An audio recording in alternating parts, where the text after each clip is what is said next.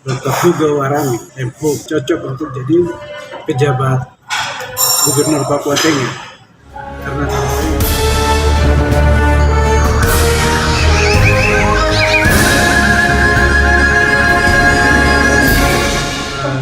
menyampaikan atau langsung memberi dukungan kepada saudara Dr. Hugo Warami, MHub, yang mana masuk dalam salah satu calon pejabat sementara Gubernur Papua Tengah.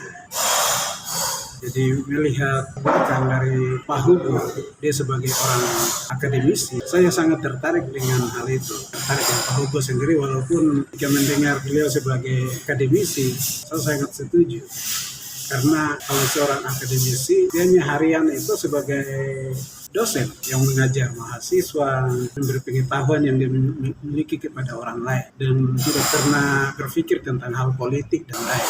Sehingga saya merasa beliau ini cocok untuk jadi pejabat Gubernur Papua Tengah. Karena kalau kami melihat tugas dari pejabat gubernur itu cuma 3. Yang pertama mempersiapkan kursi, yang kedua melaksanakan pemilihan umum, dan yang ketiga melaksanakan pemilihan gubernur tetap.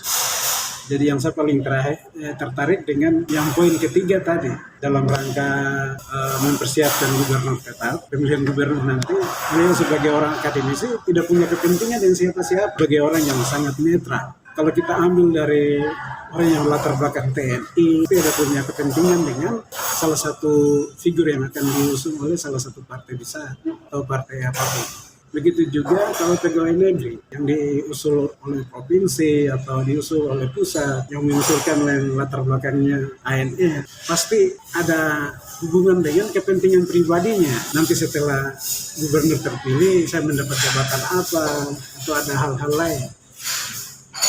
Tapi kalau kami lihat orang akademisi, rata-rata orang akademisi itu memang orang yang sudah siap. Apalagi kalau kita melihat latar belakang dari Pak Hugo sendiri, pasti dia punya pengetahuan yang sangat luar biasa. Dia dalam pembentukan undang-undang Otsus, itu Pak Hugo ini juga dia banyak memberi kontribusi dalam revisi undang-undang Otsus. Pembentukan undang-undang nomor 2 tahun 2021 itu banyak masukan atau banyak dari Pak Hugo ini, dan beliau ini sangat memahami kondisi Papua dan bagaimana Otsus itu harus berjalan, sehingga dalam 1-2 tahun kepemimpinannya nanti di Papua Tengah, pasti beliau akan melaksanakan itu, memberi dasar-dasar pembangunan yang bagus sesuai dengan pikiran yang ada dalam dirinya yang sudah dituangkan ke dalam undang-undang Otsus nomor 2 itu. Kalau kita melihat, pasti Papua Tengah dia akan melaksanakan undang-undang Otsus nomor 2 itu baik.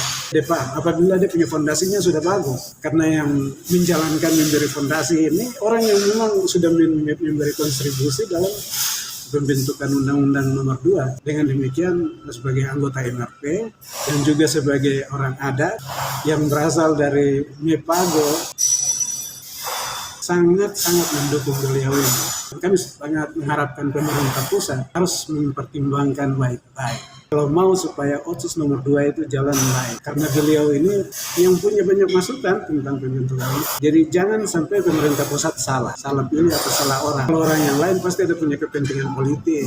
Saya dapat apa? Misalnya dia kasih orang yang dianggap bahwa orang ini dia punya wilayah di sana, dia orang asli di sana, di Papua Tengah, dan di wilayahnya itu ada sumber daya alam. Sudah untuk menggarap sumber daya alam itu, kita ambil orang ini supaya kita manfaatkan dia. Hal-hal begitu itu yang tidak boleh terjadi.